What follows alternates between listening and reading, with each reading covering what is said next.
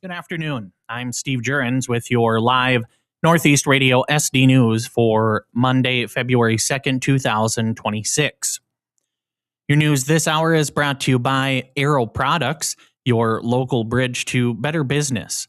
Aero Products is Watertown's locally owned point-of-sale credit card processing and local service for small businesses.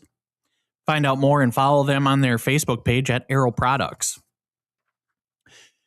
A Yankton County jury has delivered a guilty verdict for a 41-year-old Andrew Johndal of Watertown following an officer-involved shooting last December.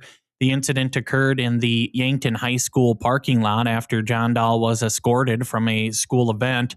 Police arrived to find Johndal intoxicated with a firearm. The situation escalated when he exited his vehicle holding shotguns and faced officers in a threatening manner. Responding officers fired 14 rounds, injuring Johndal, though no officers or bystanders were harmed. Attorney General Marty Jackley praised the officers' restraint, and the DCI has ruled the use of force as justified. Johndal was convicted on 2 felony counts of aggravated assault on law enforcement and a misdemeanor firearm charge. He remains in custody and faces up to 50 years in prison. The Watertown City Council meets tonight to consider a major investment in the city's core. The Downtown Watertown Collective, a new nonprofit, is requesting $90,000 over 3 years to transition downtown efforts from volunteer-led to professionally managed.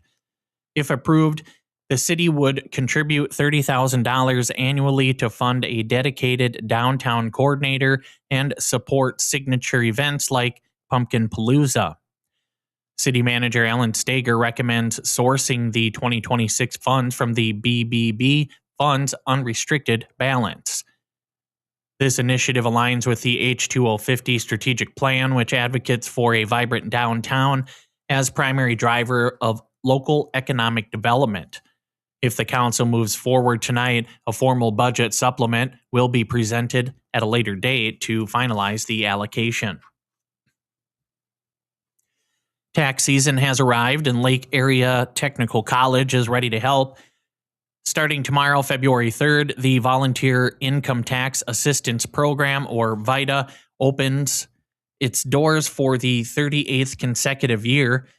The walk-in clinic is located at the Dana J. Dykehouse Business Center and is staffed by financial services students. Last year alone, the program processed 540 returns for low to moderate income residents and seniors. Taxpayers should be prepared for new South Dakota OB3 legislation, including an enhanced $6,000 deduction for citizens 65 and older and new deductions for tips and overtime pay. Also note that the IRS is phasing out paper checks, so bring your banking information for direct deposit to avoid a potential 6-week delay.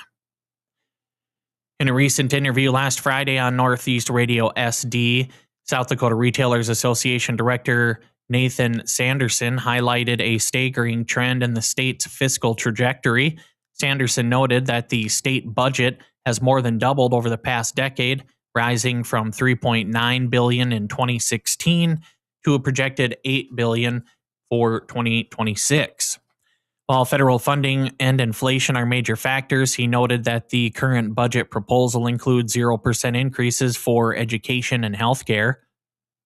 Addressing the ongoing property tax debate, Sanderson explained that without a legislative consensus, relief remains difficult to achieve. One potential economic engine being discussed is the rise of large-scale data centers. Sanderson clarified that many of these facilities are closed-loop cooling to recycle water and can actually lower residential utility rates by covering infrastructure costs. It was a big weekend for local youth sports in Watertown. 10 young athletes were crowned champions at the District 5 Knights of Columbus Free Throw Championship held at the middle school gym. Winners ranged from age 9 to 14, including girls division champions Campbell DeBoer and Shyla Ulrey, and boys winners like Hunter Storm and Leo Schumacher. Meanwhile, the Watertown Lakers hockey program is entering crunch time as they head towards state tournaments. Senior goalie Cole Nygaard has been nominated for Regional Athlete of the Week, and fans are encouraged to vote online. Off the ice, the Lakers are preparing for their 7th annual Stick It to Cancer fundraiser on February 7th and 8th to benefit the Cottington County Cares Cancer Foundation. Encore Athletics cheerleaders are spreading the love this February with their Adopt a Grand fundraiser. For a $10 donation, community members can sponsor one of 270 residents at local nursing homes, providing them with handmade Valentine's cards and personal performances. The initiative helps athletes ages 3 to 15 fund their travel to competitions in Alabama and Wisconsin. And in other news, the Watertown Area Community Foundation has announced a leadership change. Tom Beednell, a longtime local businessman and founder of the PAC program, has been elected as the new board chair. He is joined by Julie Ranum of the Redland Arts Center as vice chair. The foundation currently manages more than $50 million in assets dedicated to the long-term vitality of the Watertown region. Your news this hour is brought to you by Aero Products, your local bridge to better business. Aero Products is Watertown's locally owned point-of-sale credit card processing and local service for small businesses. Find out more and follow on their Facebook page at Aero Products. For comprehensive coverage of our news stories, visit northeastradiosd.com.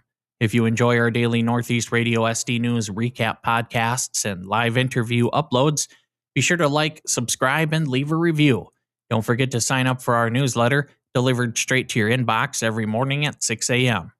With today's local and state news from Northeast Radio SD Studios in Watertown, South Dakota, I'm Steve Jurens.